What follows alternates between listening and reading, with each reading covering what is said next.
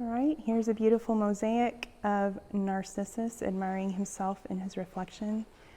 This house is pretty elaborate, and it was built between the 2nd and 3rd centuries AD, which is right after the Pax Romana. And we'll go over here and take a look at these. As you can see, the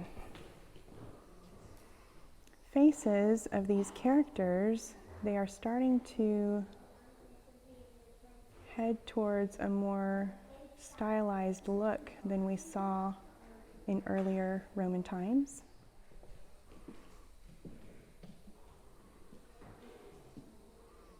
It's a very large mosaic floor here. Beautiful patterns, geometric patterns that they enjoyed incorporating.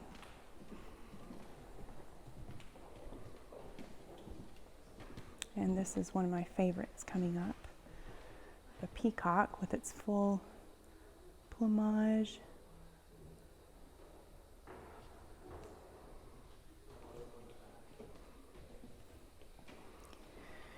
And we have more geometric patterns. Each panel looks like a carpet all by itself.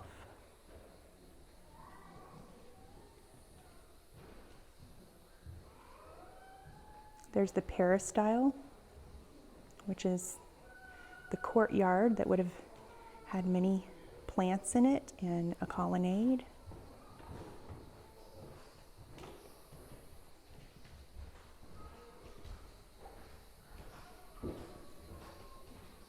So the reason this is called the House of Dionysos is because many of the mosaics were depicting the god Dionysus, who was the god of wine and revelry.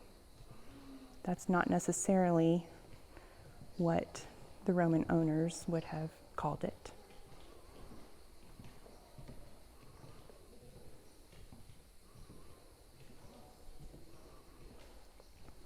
Here on the left we have a hunting scene on the floor. I'm going to zoom in again. And if you can make out on the far right, before the archway, there is some kind of a feline animal with a horse head hanging from its mouth and blood dripping from its neck, and behind it the body of the disembodied head, still standing on its feet. More hunting in the background there.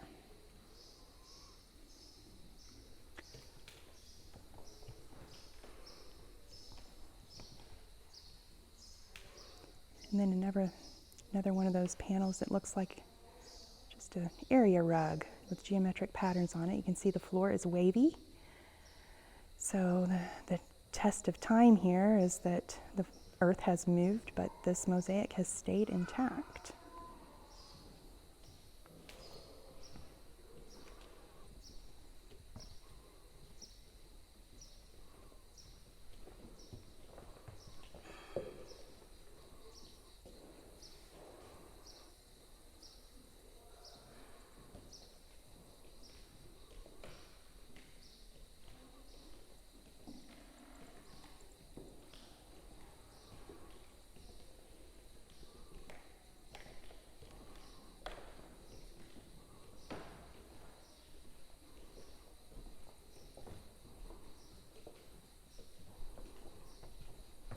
Finish up with another one of my favorites down here.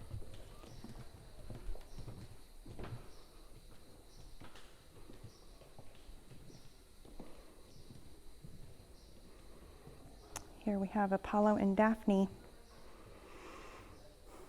As the story goes, Apollo fell in love with Daphne. Apollo is on the left, Daphne on the right.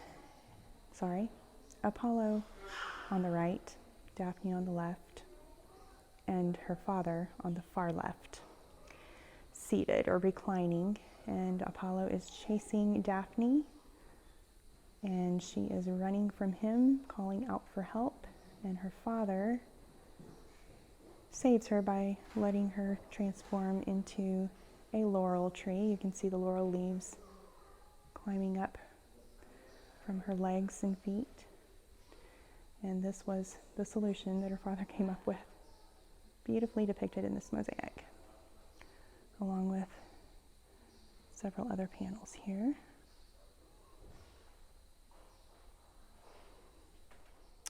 And here we have a scene with Dionysus in it, and Icarius, and all the way to the left, there's the god of wine and revelry, holding a cluster of grapes and grape leaves circling his head.